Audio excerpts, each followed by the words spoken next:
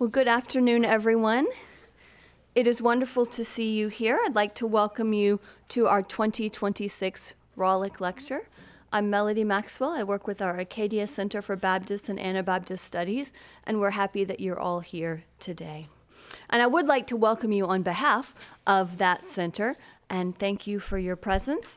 And I extend greetings from our administrative committee, some of whom are here, including our chair, Reverend Dr. Scott Kinder-Barnes. Thanks to him for being here with us, and thank you for joining us. The mission of the center is to encourage and facilitate studies in the fields of Baptist and Anabaptist history and thought. So for more information, you can visit acbas.acadiau.ca. This afternoon, we really look forward to our 2026 Rawlyk Lecture featuring Dr. Adam Jortner, our ACBAS visiting scholar. The Rawlyk Lectures were established in 2009 in memory of Dr. George Rawlyk, who was born into a Ukrainian immigrant community in Ontario in 1935.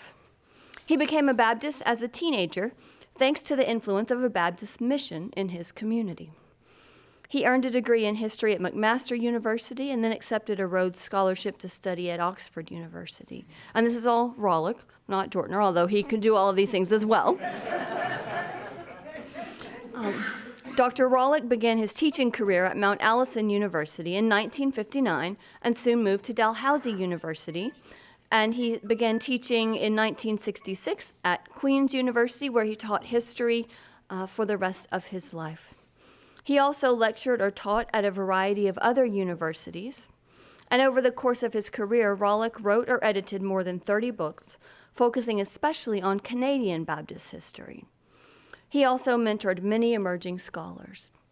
Sadly, he passed away in 1995 as a result of injuries sustained from a car accident. And so the Rawlyk Lecture is held every 2 years in memory of George Rawlyk. Featured speakers bring expertise in various areas of Baptist studies. And so now I'm pleased to tell you more about today's lecturer, Dr. Adam Jortner, who's no stranger to many of you. Dr. Jortner is the former Goodwin Philpott Professor of History at Auburn University, where he taught for 15 years. He's the author of 4 books on American religious history and the history of religious liberty, including A Promised Land, Jewish Patriots, The American Revolution, and The Birth of Religious Freedom.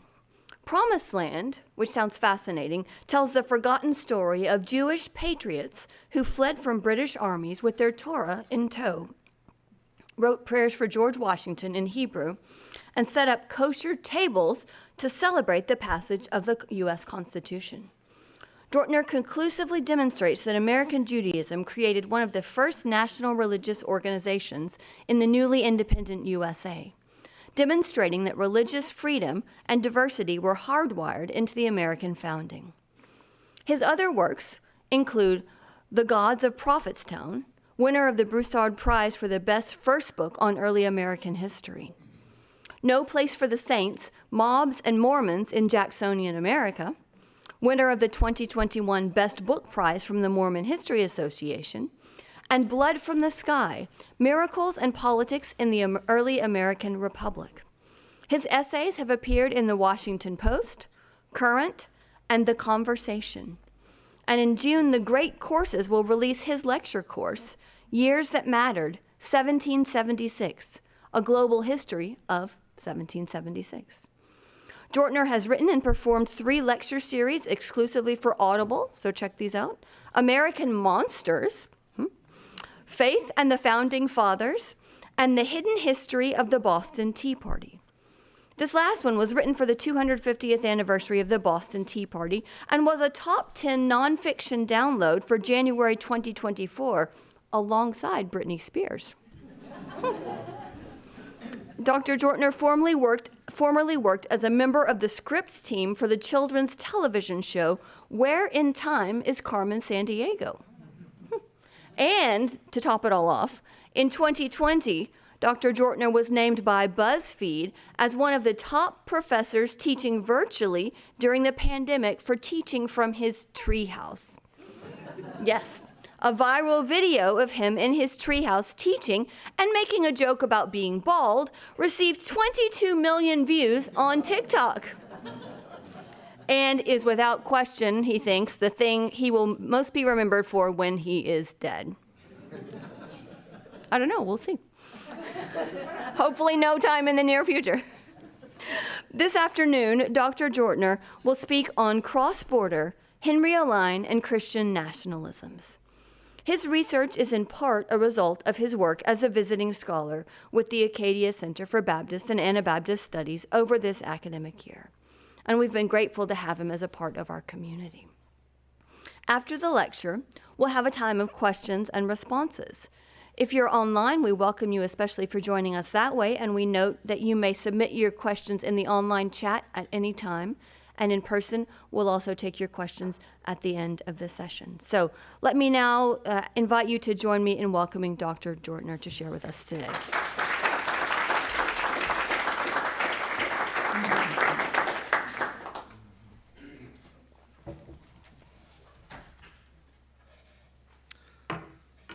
Thank you, Melody, and thanks to everyone at ACBAS and at Acadia Divinity School. Reverend Dr. Robbins and all the faculty and students have really made me feel very welcome, and it has been a marvelous experience, one that I'm deeply grateful for.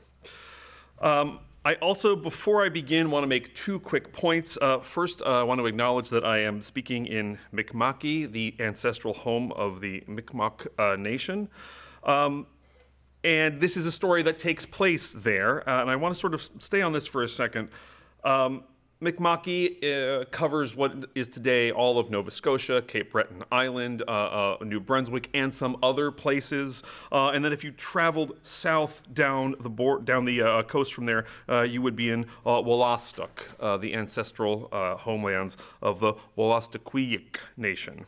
I mention these because I'm going to be using other terms. I'm going to be talking about places like Maine and Nova Scotia and New Brunswick, but I'm in the 1770s, so there really isn't, there's barely a Nova Scotia. There is no Maine, there is no New Brunswick. So I am going to be, but I'm dealing primarily with white residents and white settlers, so I am going to use these anachronistic terms. Nova Scotia will refer to what is today Nova Scotia and New Brunswick. I'll use the term Maine to refer to what is today the U.S. state of Maine. I will use anachronistic terms like Canadians and the Maritimes.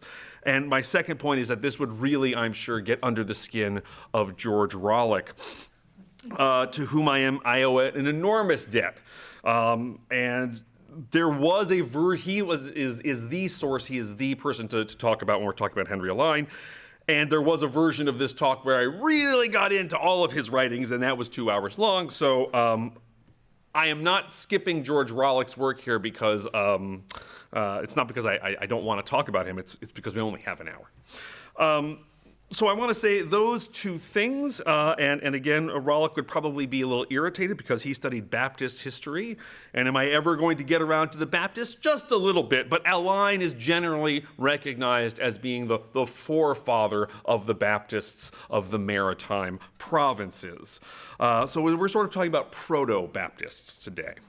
But what I really want to talk about today, the essence of what I want to talk about, is that would you believe that during the American Revolution, the Canadians were worried about the spiritual health of the United States?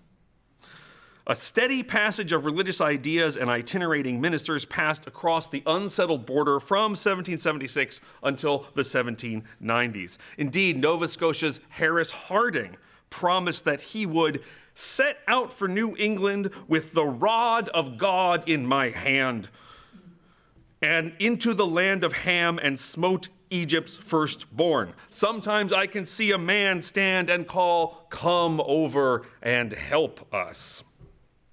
Now, "come over and help us," of course, was the original motto of the Massachusetts Bay Company, who imagined New England as a place full of heathen darkness who really needed Christian help. Their logo featured an imaginary indigenous man saying, "Come over and help us." Spoiler alert, that is not what happened. But what I'm interested in here is how 170 years later, Harding, who had been born in New England, reversed the image for Canadian Christians. Now it was the newly independent United States that was the heathen land and needed Christian truth from the Maritimes. Massachusetts was the land of Ham, that is to say, Egypt, a place of darkness and captivity.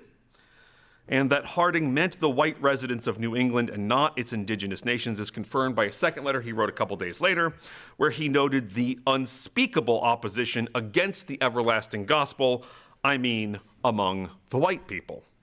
Harding then confirmed that African Canadian Baptist churches were just fine. Harding never made it to New England, but many other members of his inchoate movement did. Known as the New Lights or Allinites after their first and greatest preacher, Henry Alline, the Nova Scotians took numerous forays in person and in print into the United States between 1776 and 1800, and fundamentally shifted the direction of American evangelicalism. The most important religious event in rural New England during the Revolution was a revival, as Stephen Marini wrote, that began in the Yankee townships of Nova Scotia.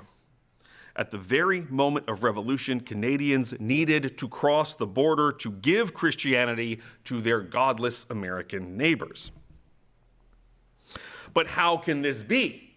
Obviously, evangelicalism comes from the United States and then arrives in Canada. And we know this because in culture, politics, and academia, the United States, and particularly its southern Bible Belt, are coded as evangelical, and the Maritimes are not. Just as we know that the United States is Christian and Canada is not. We might also know this from historian Mark Knoll's infamous declaration in 2006 that, quote, there was once a Christian Canada that is now gone. Knoll cited declining church attendance, the end of state-sponsored Christian education in schools, and the 2005 legalization of same-sex marriage as evidence that Christian Canada had vanished. As further evidence, he noted that in 1959, Georges Vanier gave a speech for his installation as Governor General, and in that speech, Vanier asked God to give peace to this beloved land of ours and to those who live in it, the grace of mutual understanding, respect, and love. In contrast, Knoll notes, Governor General Michael Jean's installation speech in 2005 did not mention God. So Knoll here deployed a simple metric that says, because Jean did not mention God, the country is not Christian. That leaves aside, interestingly enough, the question of whether the Canadian government Vanier represented, 1959 to 1967, behaved in a manner acceptable to Jesus Christ. Am I thinking here of efforts by the Canadian government to intensify the forced removal of Indigenous children from their homes in what became known as the 60s Scoop? Am I thinking of the fact that Canadian churches worked directly with the government of Canada and the establishment of residential schools until 1967? I am. This is not to say that everything Canada did in 2005 was hunky-dory, but it is to say that the belief that the claim of national leaders to love God is perhaps not an indicator of whether a nation is Christian. After all, do not the Pharisees do the same? Indeed, if we look past public proclamations of faith, the question of Canada's heresy as compared to the US look fuzzier. According to the 2001 Canadian Census and the Pew Research Survey of 2024, 55% of Canadians identify as Christians, while 62% of Americans do. So if Canada is not Christian, those last 7% must be really important. Moreover, Canada's census reveals surprising regional realities. New Brunswick is 66% Christian. Prince Edward Island, 65% Christian. Nunavut, 72% Christian. These numbers compare favorably with the American Bible Belt states of Georgia, 67% Christian, Oklahoma, 70%, and Alabama, 73%. Numbers in the maritime provinces easily outstrip their godless American neighbors in Maine, 51%, and New Hampshire, 42%. Moreover, even the most religious U.S. state, Arkansas, with 79% of residents adhering to some form of Christianity, turns out to be less religious than a Canadian province. Newfoundland and Labrador, according to the 2021 census, is 82% Christian. That's right, Newfoundland is more Christian than Arkansas. Yet if we were asked to name a Christian civilization, very few of us would mention Newfoundland and Labrador. I do think there were also several Americans, particularly, I don't want to say, one might say that the Americans would have to find it on a map first. Two sets of polling and census data are not determinative. But this data clashes with North American popular culture, which has coded Americans, and particularly the American South, as Christian and the Maritimes as not. Some reasons for this may include that American evangelical Christianity is wealthier than its Canadian neighbor, more populous, more media savvy, and more aligned with the political priorities of the United States than the Christianity of the Maritimes. That is to say, they are not necessarily more Christian in belief, but they are more Christian in branding, particularly political branding. And on that note, we arrive at the distinct problem of Christian nationalism in America. This is the belief that the United States was founded as a Christian nation, and its holiness is expressed through political action. The United States is meant to be comprised of Christians. Its government is meant to encourage and enforce Christian obedience. And in this way, the United States will become a tool for achieving God's purposes in history. I will not surprise anyone by letting you know that Christian nationalism has settled into the American executive branch. Indeed, Doug Wilson, the most prominent defender of Christian nationalism in America today, preached at the US Pentagon mere weeks ago. It is important to note that Christian nationalism is not the same thing as Christianity. It is not the same thing as evangelical Christianity. It is not even the same thing as conservative evangelical Christianity. It is not even the same thing as saying that the United States is a Christian nation. Christian nationalism is a specific belief that the United States is specially designated by God to enact his will, and Jesus Christ's objective is for the United States to succeed. The political and military precedence of American Christians is divine, and to oppose them is to oppose God. These notions have their own intellectual pedigree and foundations that loop back to things like dispensational theology, premillennialism, New Thought, Edward Gibbon, and other ideas and ideologies that also form pieces and platforms of modern conservatism and modern evangelicalism. One aspect unique to Christian nationalism, surprisingly enough, comes out of academic American historiography, the writing of history. American historiography largely accepts the idea that American Christianity and the US nation were born simultaneously in the 18th century. Much of this theorizing relies on the history of the Great Awakening as the precursor to the Revolution 40 years later. Let me take a brief moment here to actually tell you what the Great Awakening was. A powerful series of revivals passes through British North America between 1734 and 1743. The Great Awakening offers an alternative to American Christians, American Protestants. The prevailing emphasis at the time, particularly among Congregationalist, that is Puritan churches, emphasizes the structured form of churches and godly behavior, which the Puritans or post-Puritans, Congregationalists called godly walking. The idea is that one never really knows because they're Calvinists. You never really know if you're saved, so the best way to hope that you're saved is to work through the church and its institutions and behave in an acceptable manner. That's godly walking. By contrast, the Awakeners, sometimes called New Lights, emphasized a heart religion, the experience of being truly saved, and the importance of all clergy being truly saved to secure a Christian life. New Lights disdained educated clergy and preaching. They preferred spontaneous preaching and heart-rending sermons. They preached outside, like the corresponding Methodists in Britain. They relied on the commitment of the heart, the emerging 18th century idea of the self, as a provable and reliable basis for faith. You could trust your heart. And that is a far cry from John Calvin's insistence centuries before that the heart was an idol factory, as in something that produced false gods. Instead, awakeners say through the heart, people can understand the terror of hell and the possibility that God would save them. They could be awakened. And as these awakenings passed through British colonies, they split churches into old light godly walkers and new light awakeners. Okay, so the churches get divided for the most part between 1730 and 1745.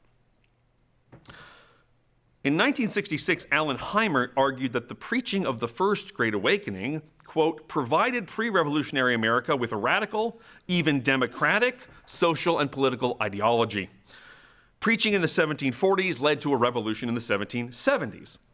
A decade later, William McLaughlin's book, Revivals, Awakenings, and Reform, posited a series of radical Protestant revivals across American history that made America, and which occurred as a regular repeating feature of U.S. history. McLaughlin was upfront with his national and political concerns. Great awakenings have shaped and reshaped our culture since 1607 as periods of fundamental ideological transformation necessary to the dynamic growth of the United States. The First Great Awakening, in his argument, yielded the Revolution. The Second Great Awakening yields abolitionism and the Civil War Reconstruction. The Third Great Awakening produces progressivism, and so on. McLaughlin is concerned with American development, the dynamic growth of the nation. His claim is that the history of Christianity is important insofar as it builds the American state. Therefore, the object of religious study is the nation, and by extension, the objects of religion are national rather than spiritual. These ideas about the Great Awakening were so powerful that they sort of absorbed the historiography of New Light revivals in Nova Scotia, where revivalist preaching broke out 30 years later after the Great Awakening, and historians dubbed that the Great Awakening in Nova Scotia. And so the idea of an awakening as a religious precursor to the Revolution was born. Theologian Richard Hughes, who's very much not a Christian nationalist, writes, "The Great Awakening paved the way for the American Revolution inasmuch as it united 13 very independent colonies into a common self-understanding that was, for all intents and purposes, a Christian understanding. By the time the Revolution began in 1776, understandings like these allowed many colonists to interpret the Revolution as a Christian undertaking and political freedom as a Christian virtue." So in this construction, the American Revolution begins not with a political debate, but with a Christian self-understanding, and pulls itself out of the empire based on its self-understanding as Christian. I would contend, however, that all of these assumptions are wrong. The Great Awakening was not limited to the 13 colonies that rebelled. It did not bring Christian unity to the colonies. It split them up. It divided new lights from old lights. And nowhere in the official declaration of war or statements of Congress do the Patriots ever suggest a religious reason for their division within the empire. And perhaps most damningly, Catherine Cartier has recently pointed out, if you look at the people who become patriots, they're old lights and they're new lights. There's no division. So if the Great Awakening changes America and makes all the new lights big patriots, you would expect the new lights to be patriots and the old lights to be loyalists, and it does not break down that way. More importantly, Acadia's own Professor Emeritus Barry Moody points out, in this formulation, the Great Awakening is presented as an intellectual and social movement, but not essentially as a religious one. The trouble with interpreting religion this way it turns religion into a catalyst for later political changes.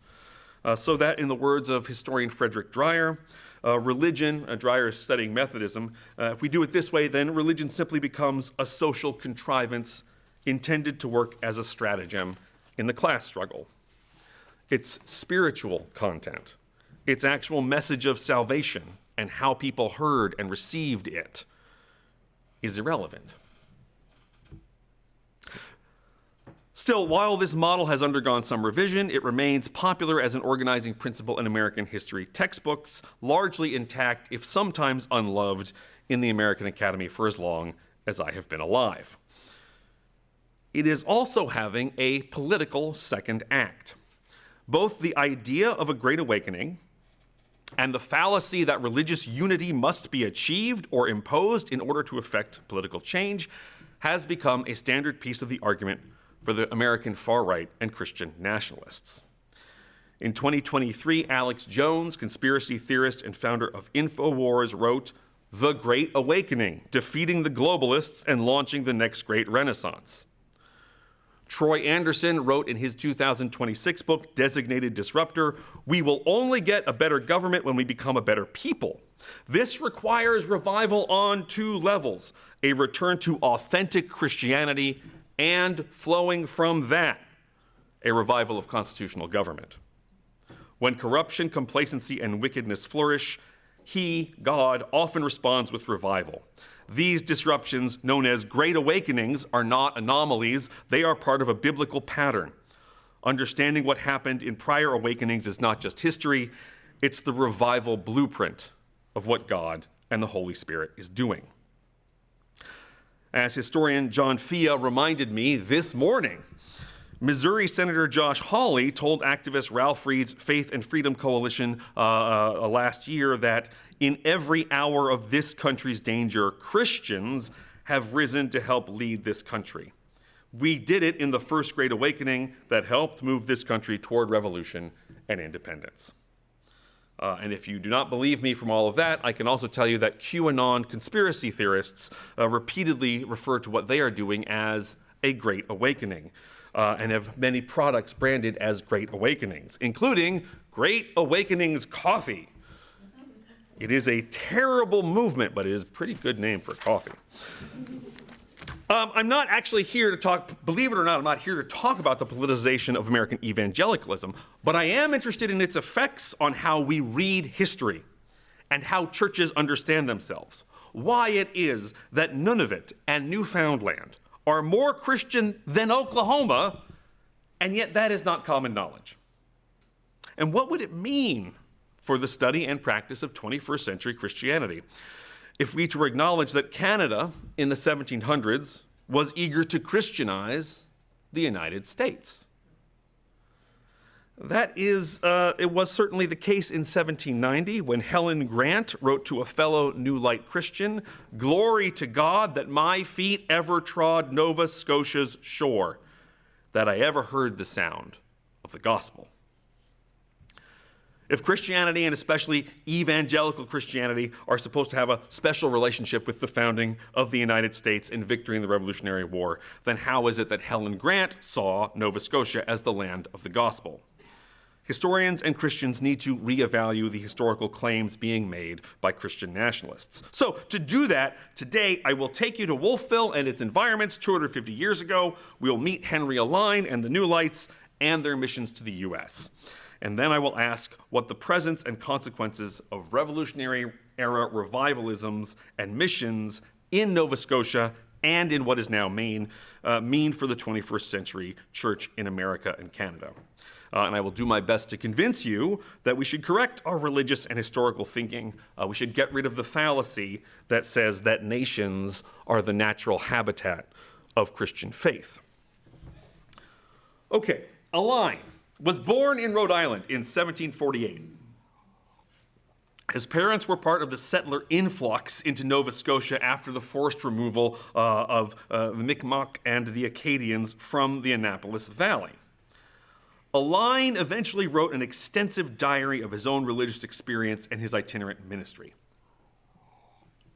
He had little formal education, but in his own mind, he wrote, "I had read, studied, and disputed so much that I had acquired a great theory of religion, although I never let anyone know that I was in any way concerned about them." These secret concerns ate away at him, crushing him down in private, plunging him into despair. He attended what he called frolics. In fact, he was the chief organizer of the frolics. But as he said, even while in the dance, I cried out with mental cries, "O Lord God, have mercy on me. Do not cut me off in my sins." Sometimes he would even ask the fiddler to stop playing to end the sinful dancing, but he spoke to the fiddler in French, so his companions would not know what he was doing. Alline's conversion was a drawn-out affair. He had several encounters with divine voices and divine lights. These would alternate with periods of despair and indifference in a pattern that continued through his ministry. Rather than a single moment where he experienced a sense of his own salvation, he had several. In February 1775, he was called out of sleep by a still small voice urging him to repent. A month later, he called on God to save him and felt the burden of guilt and condemnation gone. And my will turned of choice to that infinite God. My whole soul seemed filled with divine being. If you're a real theology nerd, that of choices is really important. Okay. Another time he perceived an image of infinity on the road and stood transfixed, believing himself wrapped up in God. Still, in the months that followed, he would have doubts. As he put it, the devil stepped in and Alline became convinced it had been a delusion. Soon after that, God showed up, and Alline again believed his soul had gone beyond all fear of deception. This process of spiritual whiplash continued throughout Alline's ministry and became a mark of his followers. At the very least, many of them were open about their vacillations between faith and doubt. Hannah Weber wrote in 1790, "My soul did rejoice for some time, but as soon as that was gone, I thought it was nothing but a delusion of the devil. I have a great many scripture promises applied to my mind, but an unbelieving heart dare not lay hold of them." She wrote to Harris Harding, "May the Lord strengthen you and enable you to preach the gospel to poor sinners. If I should never be a Christian myself, it is my soul's desire that everyone else should be." Charlotte Lusby had a similar crisis. "Sometimes I think I shall be a Christian, and other times I think it impossible, for I have grieved God's Spirit so often that he will not have mercy on me." Alline hemmed and hawed and hesitated before beginning a public ministry. He entertained thoughts of heading to Boston to receive formal training, but the war made that impossible. Finally, his brother-in-law, John Paisant, told Alline that if God had called me, I ought to go immediately and not wait for any more learning. "Why," said he, "has not Christ learning enough?" That did it, and Alline began his ministry on April 19th, 1776, the one-year anniversary of the Battle of Lexington and Concord. Alline's work proceeded with stutter-step itinerancy, traveling across the planter towns of Nova Scotia. He described some of his wintertime journeys in language that those of us who come from away will be very familiar with. "There had been a great fall of snow, and I, being alone, was most overcome, for the snow was so deep, I was obliged part of the way to break a path through the snow before the horse. But the Lord was beyond measure and kind to me. I enjoyed more happiness in all my troubles and worrying through the snow than thousands who were in their sealed homes with all which this world can give them." The exception to his itinerary was the town of Halifax, which Alline rarely visited and referred to as Sodom. The Christians who followed Alline never got their own name. There are sometimes called Allinites, more commonly called New Lights, and their movement becomes known as the New Light Stir. Allinite preaching sunders churches.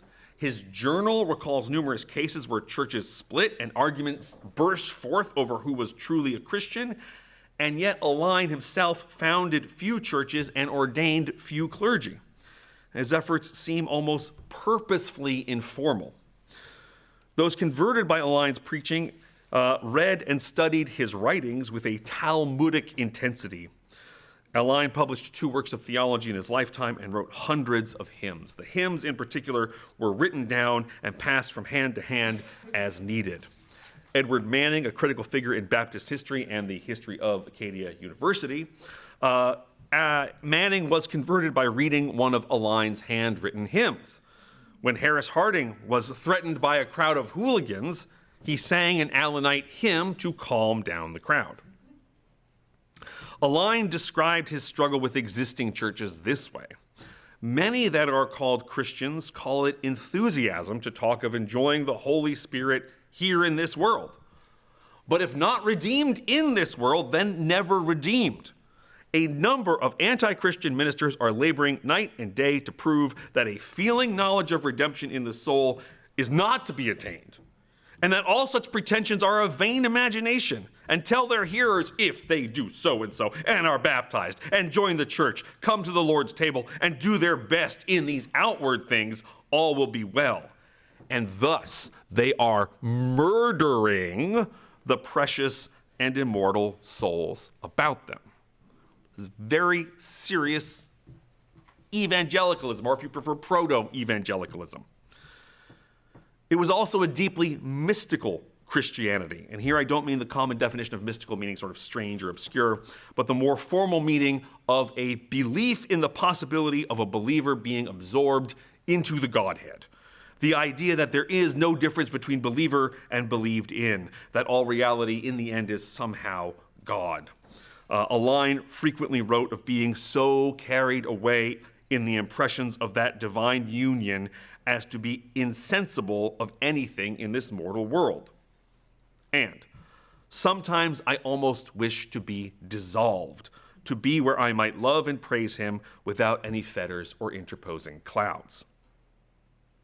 As for the other new lights, Joseph Dimmock once opened a letter by writing, "How do you do? I hope you find your soul wrapped up in the nature of the eternal Jehovah." Edward Manning wrote that in his contemplations he was lost for a season to time things. William Black, sometimes ally, sometimes rival contemporary of Alline, believed he could see or feel or taste God in everything. Elizabeth Blair prayed that God may empty me out of self, and Sarah Brown believed a field of divine light transports my soul to a paradise of joy and wonder and praise to the great I Am, the Ancient of Days. This mystical outlook came with physical manifestations of joy, wonder, and emotion, known to critics as enthusiasm. Simeon Perkins, meticulous observer of Nova Scotia in the 1780s, wrote of the very extraordinary stir, a great crying out by the new lights. In particular, Perkins noted Harding's extravagant gestures and wild motions of his body and hands, etc., is very disgusting. Hadley Chipman produced an extensive essay in 1793 with these complaints. Mr. Ed Manning used frequently to make such a noise in his preaching and praying that perhaps not half his sentences could be understood. And Manning would apparently sweat so much while he was preaching that his handkerchief had to be wrung out and the water poured out of it with his sweat. And what possible service, Chipman asked, what possible service to Christ and the gospel cause can these distortions of body be? It was not true, Chipman wrote, that God should be more ready to hear us when we scream and hallow as loud as we possibly can. So this is sort of an overview of the movement of the New Lights. They are a very evangelical group. They do emphasize the free choice of believers, and they do emphasize emotional styles of worship.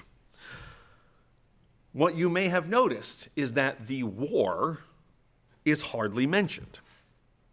And that is important because recall that Nova Scotia is a legitimate theater of war during the American Revolution. The Maritimes are attacked in 1776 with an attack on Fort Cumberland. There are folks in what is now New Brunswick who keep trying to get George Washington to send munitions and men up to the Bay of Fundy. The entire Atlantic Ocean and coast around all the Maritimes is run privateers are running throughout of it. And Prince Edward Island, Charlottetown, is attacked in 1776, and they kidnap so many of the primary leaders of that tiny colony that it actually, the coroner ended up running the colony for about a year and a half because he was the highest elected official who was still there.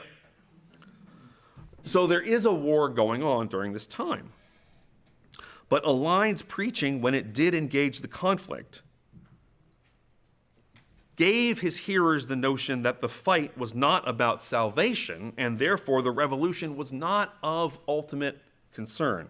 Let me entreat you one and all to exclude the world with its amusing charms, and say to the earth with all its amusements, tarry ye here while I go and worship yonder. This is the theology of divorce, to leave the world behind, including concerns of the political order. Divorce your minds from every other lover, and espouse you to this husband. Wean you from all created good, and lead you to those rivers of uncreated good. When Alline directly addressed the ongoing war, he made a clear division between godly Nova Scotia and godless America. How are we, Nova Scotians, screened from the trials of our once happy nation in the convulsions of this present day? While they were involved in the dreadful calamity, we have been blessed with that unparalleled blessing, the moving work of the Spirit of God. In May 1780, Alline was nearly press-ganged into the Royal Navy by some leading men of government.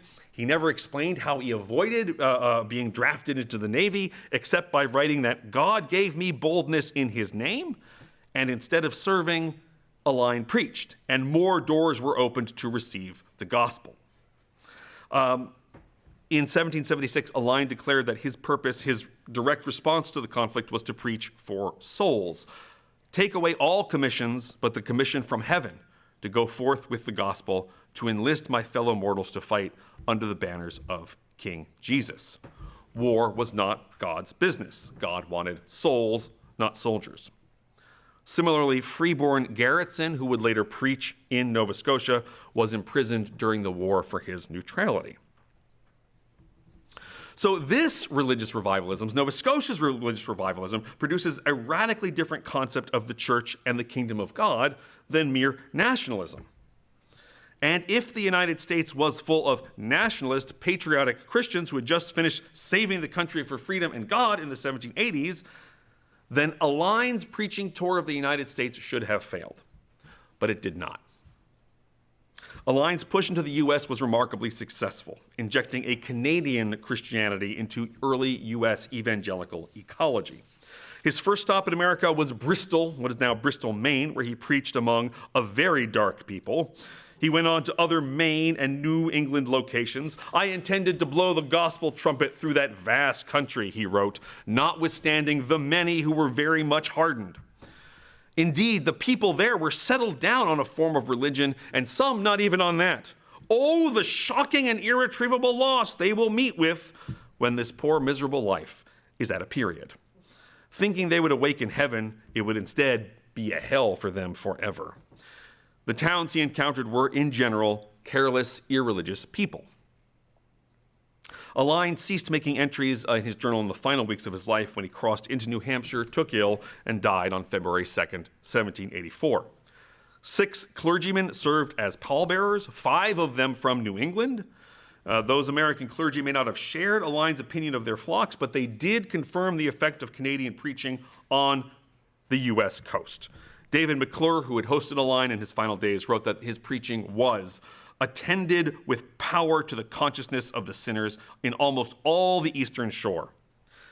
Hadley Chipman concluded his transcription of Alline's journal by writing, even the old standing ones, the old light Congregationalists, held Alline in great esteem and praised his usefulness in the gospel ministry there for the conviction of such numbers of souls.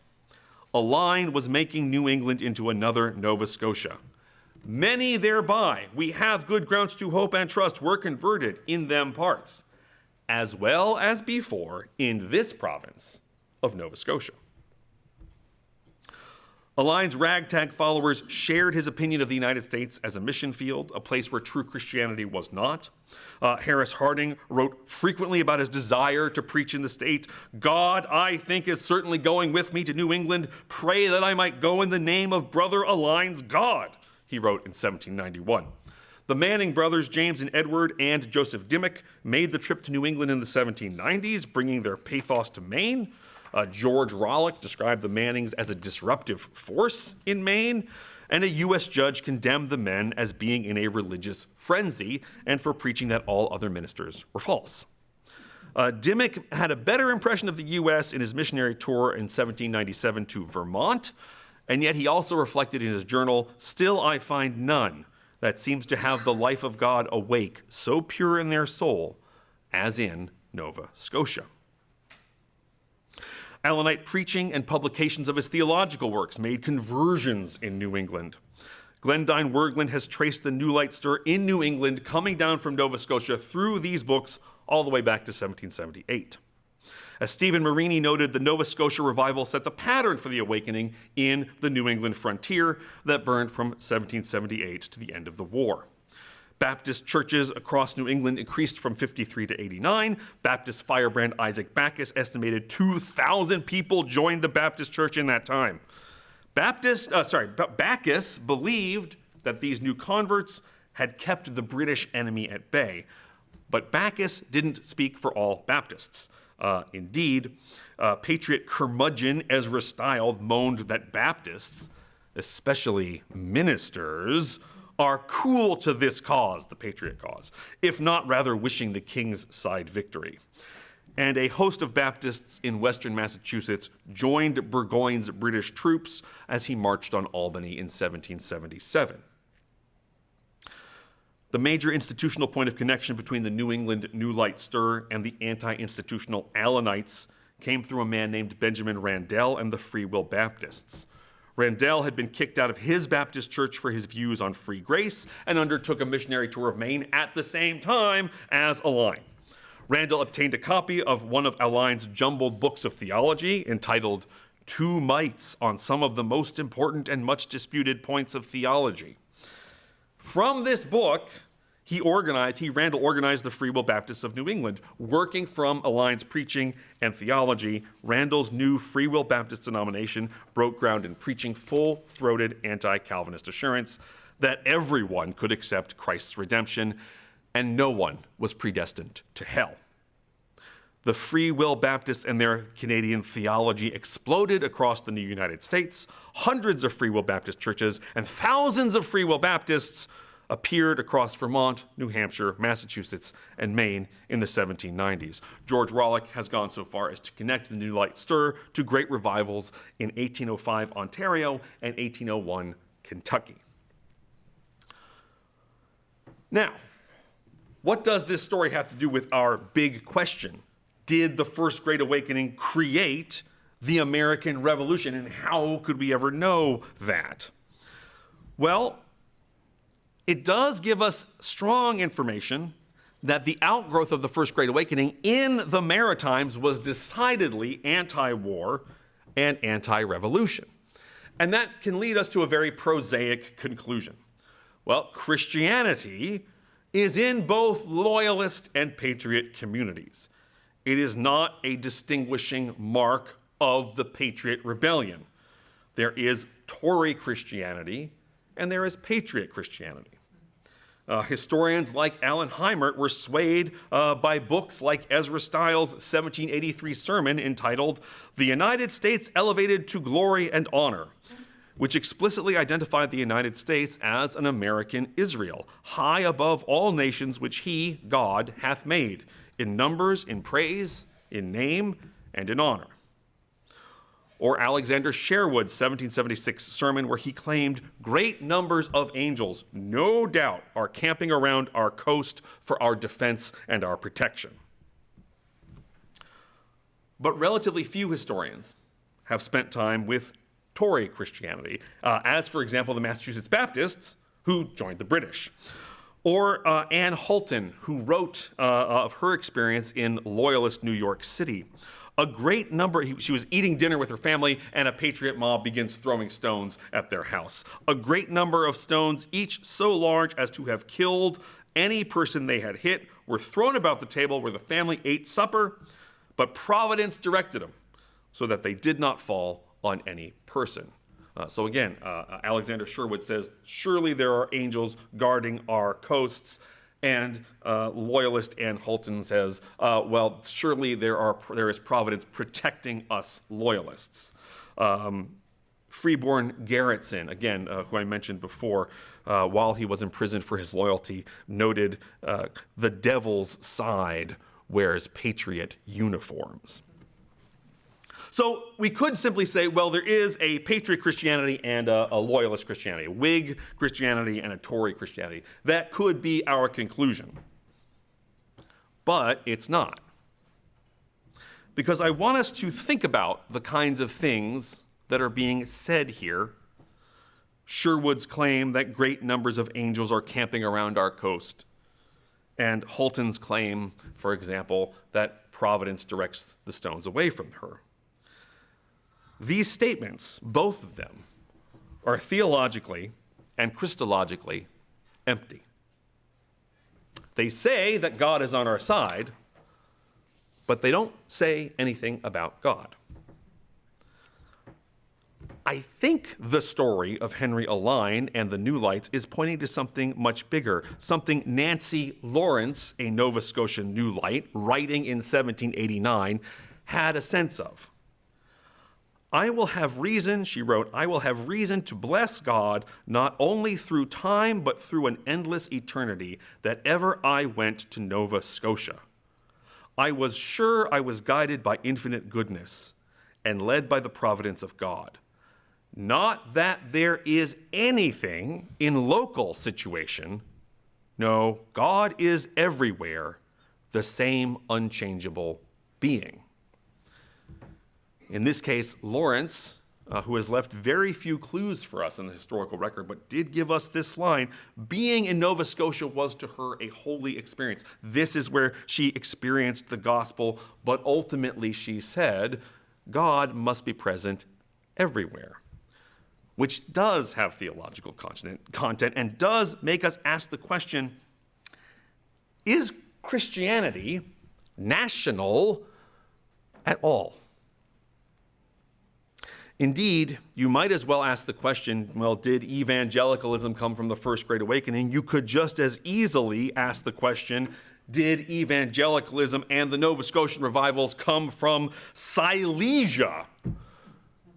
Because W.R. Ward and other European historians have noted that the revivalism that we find in the 1730s and 1740s in the future rebellious U.S. colonies, that revivalism begins on the fringes of Protestant Europe in Protestant zones placed under Catholic control by the Treaty of Westphalia in 1648. Bohemia, Moravia, Silesia. In these liminal areas, Protestantism, he writes, had to generate new power from their own resources or quickly go under. And the result is revivalism for Christian history nerds. We're talking about Jakob Spener's pietism, Count Zinzendorf's Moravianism, that emerge as solutions to Protestant persecution, with field preaching and camp meetings. Revivalists in the Holy Roman Empire discounted institutions and instead centered the Christian experience on inward conversion, open-air preaching, itinerancy, and enthusiasm. Those pietists immigrated to Pennsylvania. They immigrated to Poland. They immigrated to Saxony. The House of Hanover invited Moravians to their dissolute colony of Georgia, where the Moravians met John Wesley and encouraged his ministry, so that Frederick Dreyer has said, Methodism is nothing more than English-speaking Moravianism. Ted Campbell says these effective religious movements arose from impulses set in motion by the Reformation and Enlightenment, not the U.S. Revolution. Religions of the heart, he wrote, were a reaction against what Christian corporate states had done to each other since the Reformation. And this brings me to perhaps the other incredibly famous preacher and Baptist in Nova Scotia of the period, David George. David George was born enslaved in Virginia. He escaped to Creek country and then was later kidnapped back to Georgia, where he met George Liel, another African-American enslaved preacher, and was converted. Like Alline, he wrote, I had a great desire to pray with the people, but I was ashamed and went to a swamp and poured my heart out before the Lord. In other words, he's having the same inner struggles in Savannah. He founds the first Black Baptist church in the state of Georgia. When the British take over, he escapes to British lines, is freed, and becomes a loyalist. At the end of the war, he is resettled into Nova Scotia, where he founds the first black Baptist church in Nova Scotia. And he was forbidden to preach in the towns at times, so he preached in the woods. Open air preaching. And in fact, Harris Harding, the New Light, came, saw what he was doing, and thought, this is great. This is where the gospel is. And finally, David George then headed out to Sierra Leone, where he founded the First Baptist Church in Sierra Leone. This is an international movement. The world of emerging evangelicalism is a world of Christian transformation that did not pay attention to borders. How did academic historians miss this back in the 60s? Well, with all due respect, Alline didn't read German. Neither do I, but I have read what happened in Europe. There is, of course, what happened in the 60s and 70s is that you have American historians studying the colonies, looking for what makes them distinctive, what makes this future nation distinctive. They are looking for bulwarks for nationalism. And when we take the First Great Awakening as a national bulwark and we say, let us look to see how the church builds the nation, then we are saying that the nation is the proper and central item in history and human life. And so it is not surprising that this idea has been eaten up by the nationalists. More broadly, the very moment that Christian nationalists identify as historical justification for Christianity forming the national character of the United States, the First Great Awakening. This moment that they point to, this is where national Christianity begins. That moment is not American at all. It is international. And we can see that in the fact that Alline keeps himself into Nova Scotia, preaches that they are being blessed, and then has to come back into the United States to preach. This was a movement that crossed borders. It was not a movement trying to create a nation out of 13 colonies, but rather a Christian community across borders. And this has an important message, I think, for the Christian community and Christian churches today, both in the US and Canada, for us to proclaim that the church is set above nations. Because to call a nation Christian is a difficult thing. And often such professions are as theologically empty as the Patriot and Tory claims that God was with them. Borders are, of course, real things and very important. And sovereignty of all kinds is very important. But I wonder if the history of Christianity should be written as a series of national institutions. Of course, churches create institutions within their nations and communities. Of course, those national institutions sometimes end up serving the cause of nations. But the border is a political construct. It's not a reality for the Church of Jesus Christ. It is dreadful in our current political climate to say that Christianity is international and that it is no respecter of persons. And to say that all of the people at Pentecost in the book of Acts, those people from the Middle East, Asia, Africa, Europe, understood each other's languages. And to say that on the last day there will be a great multitude no one could count from every nation, tribe, people, and language standing before the throne and before the Lamb, and they cried out in a loud voice, "Salvation belongs to our God." And so the idea that a Christian movement that moved from Silesia to Georgia to the Midlands to Nova Scotia to Sierra Leone in the 18th century actually existed just to create the United States is bad history, and it's bad theology. The very idea of Christian nationalism is a contradiction in terms because Christianity is not a nation. It is also a historical contradiction because the Great Awakening from which Christian nationalists draw their inspiration was in fact an international movement. Christian nationalism is not a threat to the church because it is mean or intolerant of other religions. It is a threat because it defies the gospel and says that God wants the fealty of our government and not the fealty of our hearts.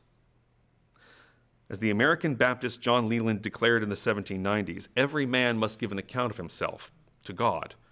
If government can answer for individuals at the day of judgment, let men be controlled by it in religious matters. Otherwise, let men be free. History should not merely serve apologetics, but we would better serve ourselves and the gospel cause if we tried to see across borders in history and treat religion as a category beyond politics that dealt with what people thought of as the soul, which they believed had no nationality and owed no fealty to earthly kingdoms. And if we can understand that, then we understand how Canada missionized the United States. Thank you.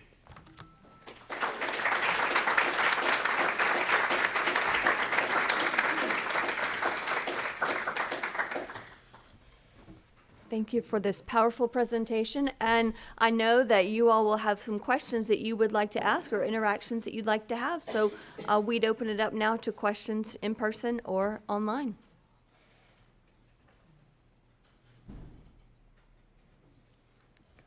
Thank you for your presentation.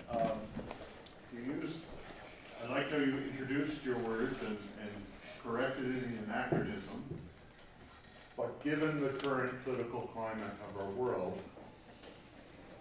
the word evangelicalism is a bad word because very often it gets associated with right-wing politics. You're not, when you say evangelicalism, you're meaning in the Reformation sense of the gospel believing, I think is what you're saying. Sorry, go ahead. Can we make that distinction? Maybe not for a group of people interested in church history, because we are a minority, but people in our churches who hear evangelical and they get frightened. So my question for you is a pastoral, practical one.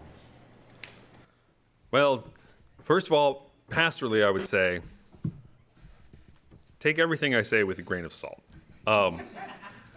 Having said that, when I use the term evangelical, I'm referring it to mean okay, so this is the nerd talk here, the Bebbington Quadrilateral. So David Bebbington, I think he wrote it in like 1989 or something like that. He writes this great book, defines evangelicalism, and now comes the challenge where I have to remember all four of the things.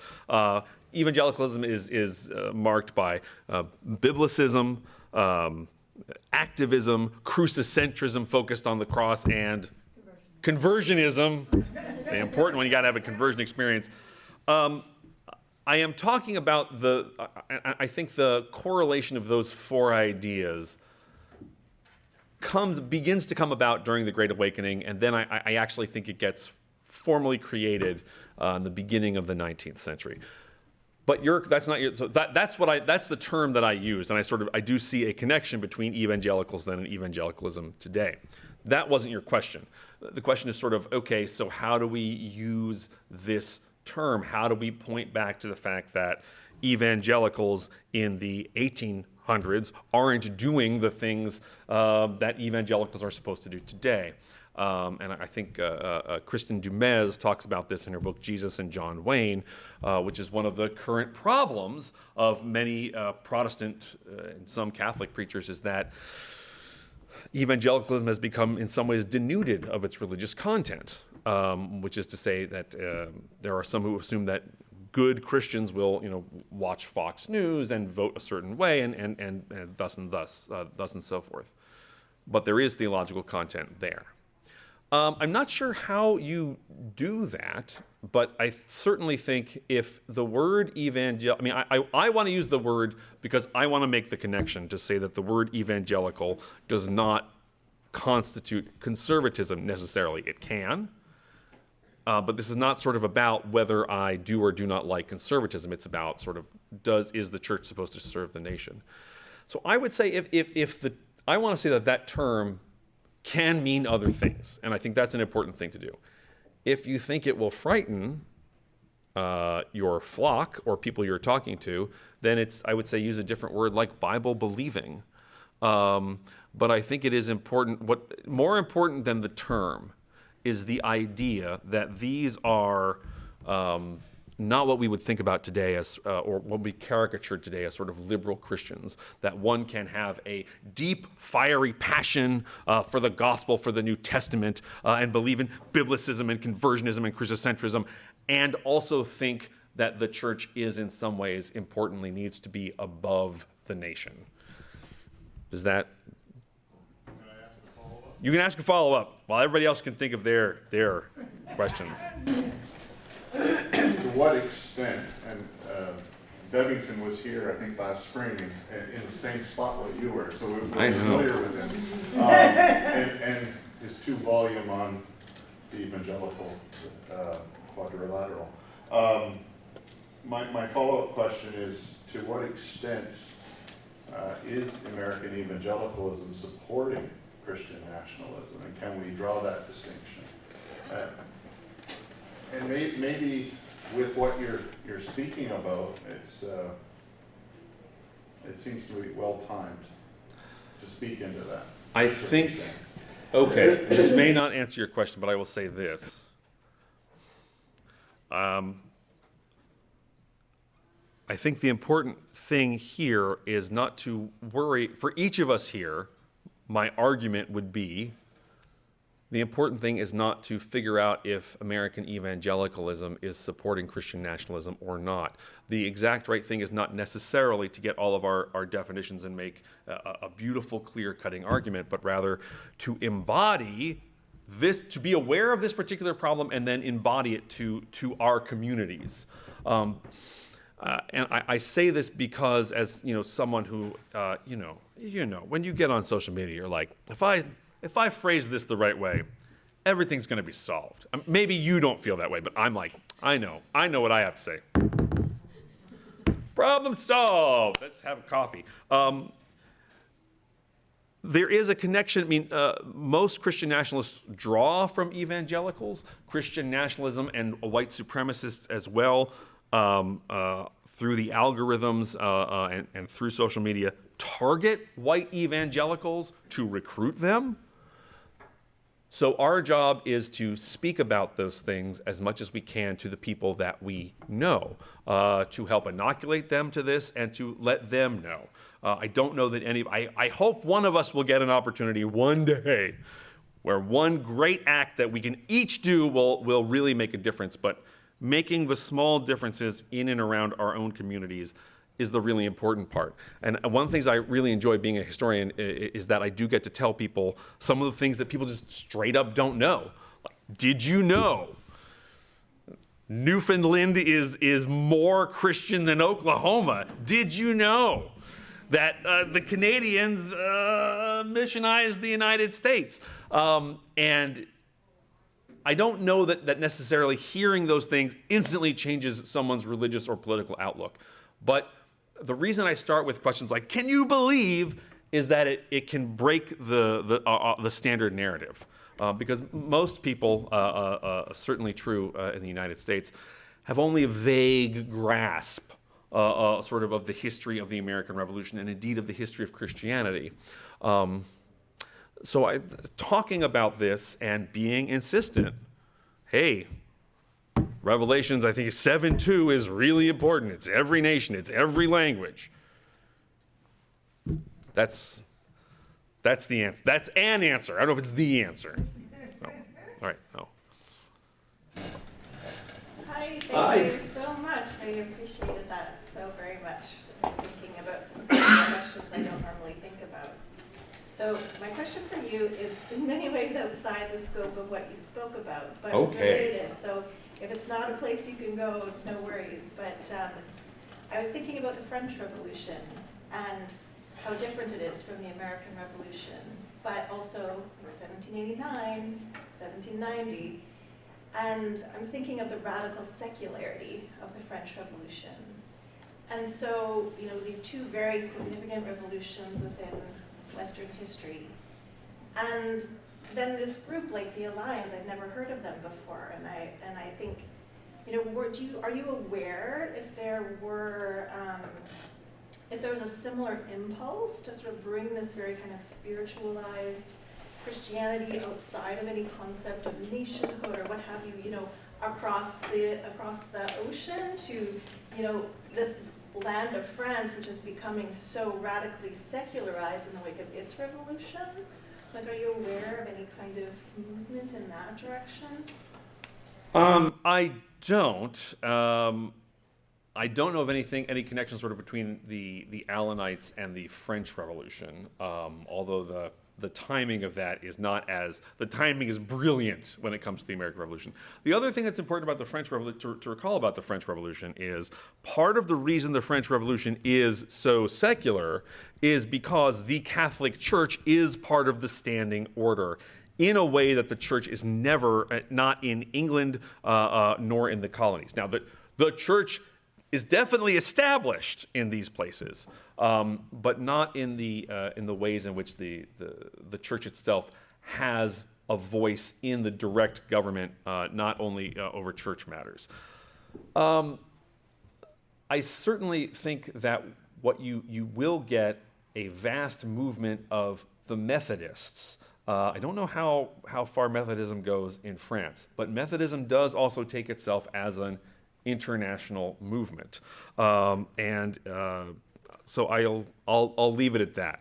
But again, I think the interesting thing is that it seems to move from Central Europe to the colonies, to England, to Nova Scotia, and then to Sierra Leone, and it sort of continues to grow and spread. Yeah. So 10,000 years ago, prehistoric man used to believe in the stars. Now there's 8 billion people on Earth, 1.8 billion Muslims who revere Jesus as a revered prophet. You have 1.2 billion Catholics, 1.2 billion Christians, 300 million Orthodox. So you have a huge portion of the world already on board with Jesus very high on their totem pole, if you will. How close are we to the Great Awakening version 2.0 or another revolution? Or are we going to keep breaking off into 45,000 more denominations or interpretations? Or is there any common ground? Well, I'm a historian, so I worry about the past. That's a joke. To answer your question, I think the question is sort of, are we ever going to reach a point where people of different religions are going to sort of make common cause? And I think that's a good question. I don't know the answer to it, and I think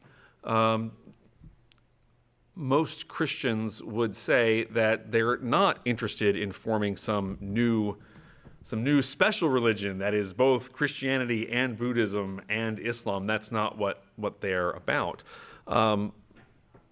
However, At the end of the day, there is only one God, and everybody wants to argue with their interpretation of God. I don't know. I mean, I believe in one God, and I specifically think I know what his name is, but not every religion does. There are polytheistic religions. There are religions that come close to atheism.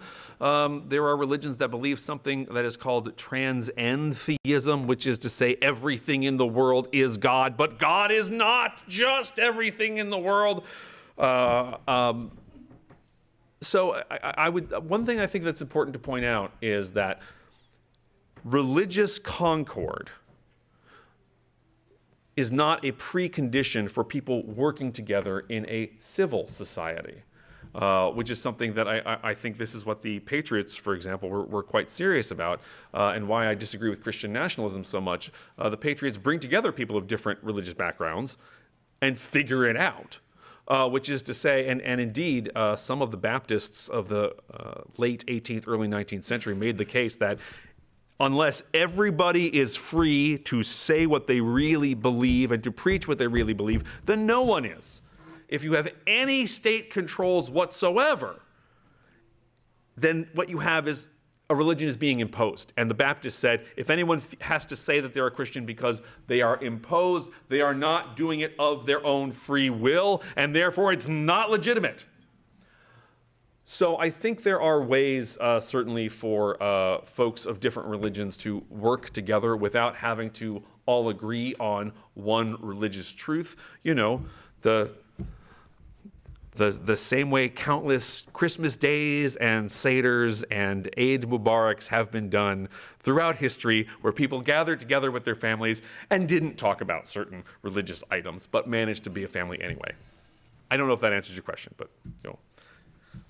I'm enjoying this a lot. Thank you so much for your research and for your presentation. There's many things, hopefully we'll talk about some other time, but I was really interested when you talked about how the New Lights push back against education and the emotiveness of the movement, and how in the unfolding of religion from that time, there seems to have been almost an opposition between education and emotion. And I just wondered if you could reflect on that as an historical development. And I'm going to squeeze in a second question as a part two, which is not really related, I don't think, but it could be, which is, I wonder how much their openness to experience and what you expressed as the kind of the experience of the oneness of everything, if there was any sense of influence from indigenous thought of creator and oneness with the created reality of the earth and the earth looking after people. Anyway, there's a lot in there, but I hope you can make sense of what I'm asking somewhere there. Well, I'll answer the second part first. It's I will certainly say there's definitely a long Christian tradition of throughout all the Abrahamic traditions. There's a tradition of everyone is really one. Was there a potential connection with native and indigenous spirituality? That is the really hard. That is a question I have not been able to answer, but it's a really important question. I don't know if you guys caught this. That when he's talking to the fiddler in his frolics, he talks to the fiddler in French, which means that the fiddler was an Acadian. Because even though all the Acadians were supposedly forcibly removed, that's not really what happened. But neither, and the same I think it will be true of Mi'kmaq communities in the Annapolis Valley. But those people were not rushing up to not only to write things down, but to identify themselves and be like, "Hi there, Mr. Alline, I'd love to talk to you about this." It is something that is certainly, it's worth further investigation. And as I was saying to Melody, I didn't manage to draw up a whole deep created world of the New Lights, but it would be really fascinating because they're really interesting. And your first question was about education and emotion. It's not that Alline disdained all education. He clearly had read the Bible through many times. His brother-in-law, John Payson, is preaching with him the whole time. Payson has a Jesuit education, oddly enough. We also know that he spoke Mi'kmaq. So it's not exactly that there's education versus emotion, but the emotion has to be, it has to come out.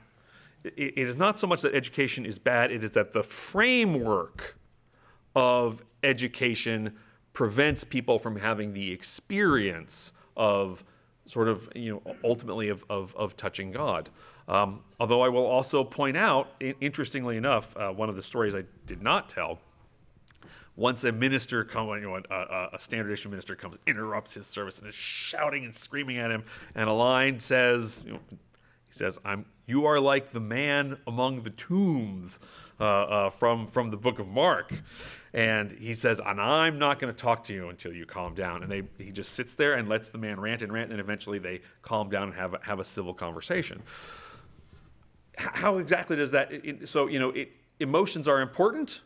But obviously, he was also aware of the fact that worship of God was not giving full reign to all emotions all the time. But this is and always was, always will be very tricky for evangelicals, however we want to call them. Where do we draw that line? Can we draw that line? Why is he drawing that line somewhere where I don't want him to draw that line? That kind of question. Melody, question? Yeah, there's a question online that says, can you link the present Christian nationalism to dispensationalism and Zionism? Yes. All right, all done. It gets very tricky, so I'm going to try to look at the camera as I address a question from online. So theological dispensationalism, the idea that all of human history is divided up into certain dispensations, and those dispensations change the way in which God relates to his true church or to true believers, that is a piece of most evangelical theology of all kinds. And indeed, it's sort of, I don't want to call it sort of the background noise of most Protestantism, but it's there. It's in a lot of things. So dispensationalism is not a direct line. It just gives rise to Christian nationalism. I would say modern American Christian nationalism takes as its goal has a dispensationalist look, which is to say this is the penultimate era of the relationship of God to his church. Footnote, I have to just say this. In dispensational theologies, it's always the penultimate. It's never like, there are 7 ages, and we're in age 3. We're always in the penultimate. It's always, and the 7th, of course, is the second coming. So they're thinking about penultimatism.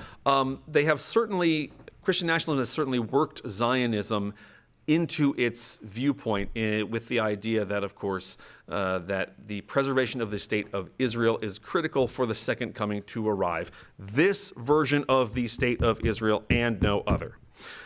And that is, I'm not going to get into describe how that happens and how that works and what the geopolitical effects of this will be extensive. And I think maybe best for you and I to email.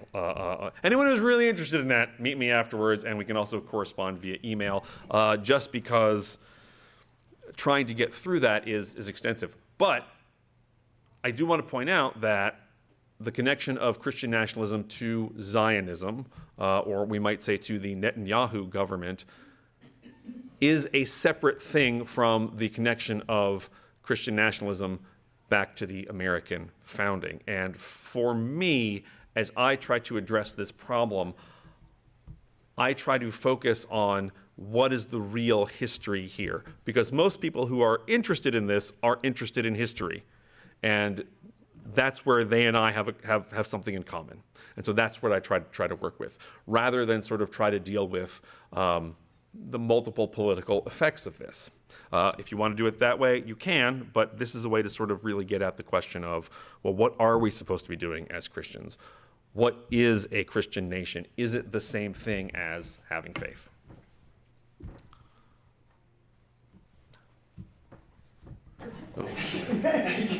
Thank you so much for such a stimulating lecture. I had just a very brief question about the relationship, as you discussed, about the church and in its relationship to political institutions. And I was curious if you have, just if you might say more. I mean, I think for many people, I teach at Dal in the plastics department. One of the great lights, no pun intended, one of the great lights of the department, James Dal, very famously made the argument, and then subsequently George Grant would pick it up, about the Christian origins of Canadian political institutions, and sort of broader argument about the church's relationship to the institutional life of democracies in America, and broadly conceived. And I'm curious to hear your thoughts about Christianity, on the one hand, as transcending or outside of the specific context of national political identity, and yet the extent to which Christianity also shapes, forms, and acts as a leaven within the context of a nation. So I'm just curious to hear your thoughts about that, because it seems to me they're both real, true realities that reflect the church's life. And I think Canada is a great example.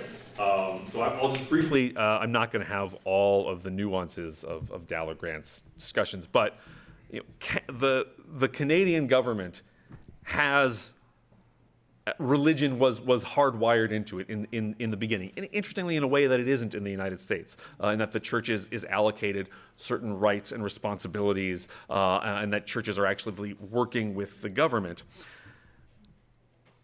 The idea, I think one of the false ideas, one of the fallacies of modern Christianity is that anyone who ever called themselves a Christian throughout history has to be on our team, and we have to find ways to justify that. And the idea, again, this notion that because the government is allied with the church, that somehow makes it a Christian government. I actually think that's problematic in a lot of ways, not least of which is, are we really sure we want to give that validation to every government that said God is definitely on our side? Because there's not a lot of governments who are like, now we're going to do this, but God doesn't want us to do it, so this will be really hard to do. People just don't say that.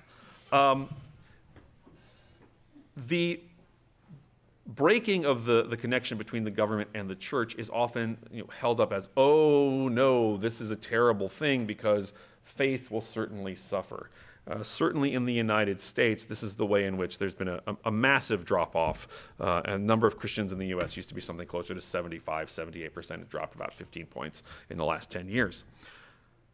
And this is beheld, oh, this is the death of Christian America. What a problem. But of course, if the state mandates that you have to be part of a certain religion, and then when the state stops mandating that, a bunch of people drop out, this tells us something. It tells us that they weren't really on board to begin with. And we have to ask ourselves, I think, is that real faith? And I'll go ahead and say something personal. I was raised Jewish. I grew up in Southwest Virginia, and again, I was not persecuted, but there was a lot of social pressure, and there was a lot of like, is everyone here a Christian? And I would be like, doo, doo, doo, doo, doo. Boy, and that sort of pressure, does that mean that people who convert under that pressure, does that count? Does the actual gospel get explained? Do those people understand what they're doing, or are they just saying, I would just like this to stop. I am too tired to deal with this.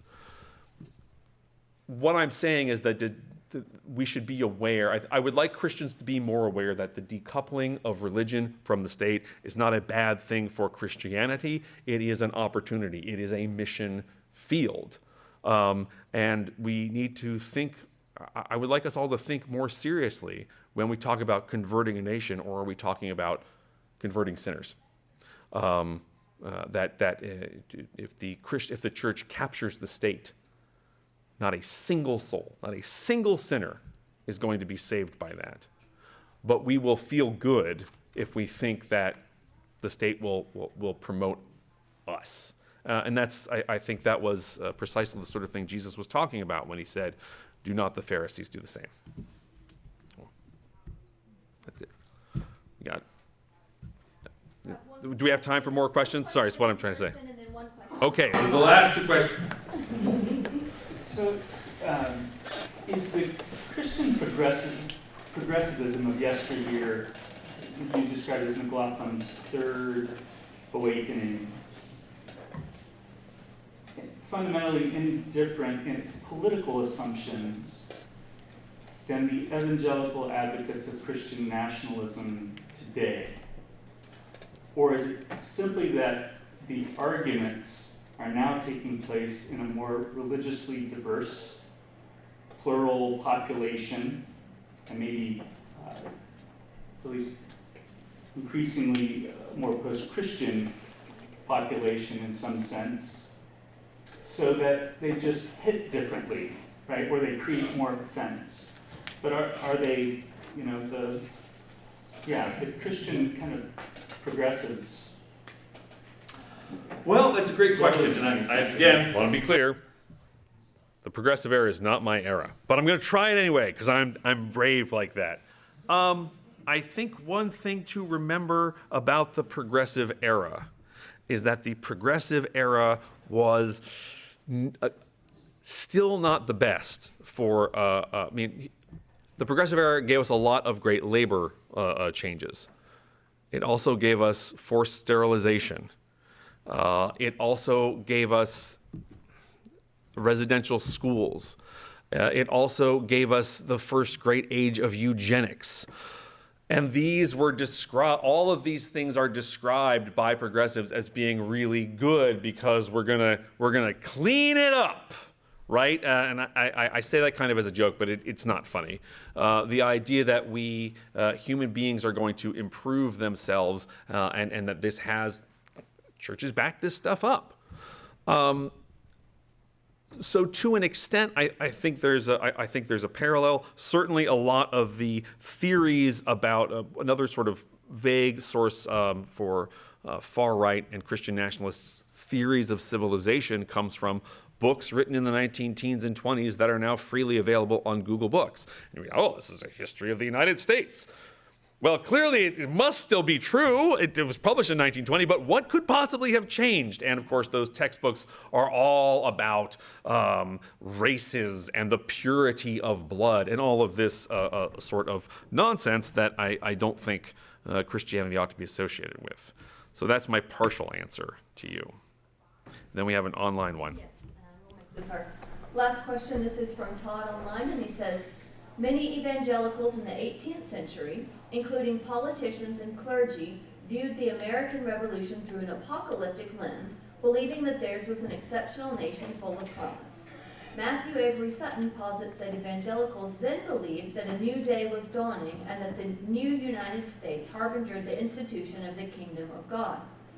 Furthermore, John Howard Smith demonstrates how eschatological views, some of which go back to the Puritan belief that Massachusetts would be a city on a hill, influenced America's self-identity as an elect nation. Is your view that 18th century evangelical apocalypticism, though present, was only part of the picture and does not constitute the full picture of nation building? That is my position, and I will explain what I mean by that. Most of the work that is done on religion and the U.S. founding, particularly in the more nationalist Heimert vein, takes a look at what the clergy said, which is to say they find the patriot clergy, they identify the patriot clergy, and then they write down what the patriot clergy said, and you really do have to watch carefully for this, then they say that is the same as many Americans. We know extraordinarily little about the day-to-day lives of most American, Christian or non-Christian, during the Revolution. We know a lot about what the Founding Fathers thought. We know a lot about what a fair number of ministers thought. Something that John Butler noticed in 1981 was that if you look at Heimert and other sort of advocates of this, what you see is that the clergy are, for the most part, on the fence about the revolution. And then in 1783, when the revolution's over, they start writing all these things. Oh man, this is biblical. This is great. This is eschatological. One must be very careful with sort of pointing to eschatology and saying, yes, this is the driving force, because eschatology is sort of constantly continuing. I mean, the world is always coming to its end. For me, when I look and I say, okay, did Christianity form the United States? What we are looking at is, why did people fight in the war? And what did people want out of the war? And I think a great example is the Virginia Baptists. In 1776, Virginia Baptists cannot be married by their own minister. The Episcopalians are the state church of Virginia. Baptists can't preach unless they're licensed. You technically can't preach in public. You can't be married in the church if you're a Baptist. You have to get an Episcopal minister to marry you. The war is going badly for the Patriots, and Virginia needs more soldiers, and the Virginia Baptists, many of them write petitions to the Virginia government saying, if you will suspend your state church, we will volunteer for the Patriot cause. Virginia agrees to this. They suspend the state church, and the Baptists join. Now, the important thing to look at here is, is Christianity involved? Yes, because it's the Baptists asking for religious liberty. But if the Baptists are inspired by eschatological needs, by beliefs, then they would have just joined. And they don't. They wait. And actually, the Episcopalians of Virginia have to think about it for a while. We have to be very careful about looking, it's the same thing as Georges Vanier praying for God in the 1960s. We have to be careful of saying, well, this person who was a leader or a minister said God was on our side, so that must have been the driving reason. We as yet don't have any reliable history of average soldiers' religious opinions during the war. We do not have a history of women's religion during the war, a specific history of women's religion during the war. We have a lot of studies of ministers, and we have a lot of studies of founding fathers. My argument is that I don't think, of course Christians said God was on our side, but that's not really a theological, that is an empty theological statement. God likes me, everyone says that.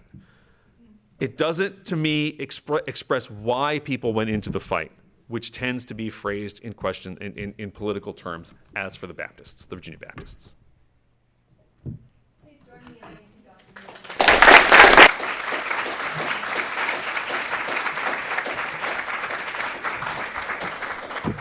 Thank you so much. Thank you. You all for coming. We appreciate your presence here today and invite you to future events at Acadia Divinity College. Thank you so much.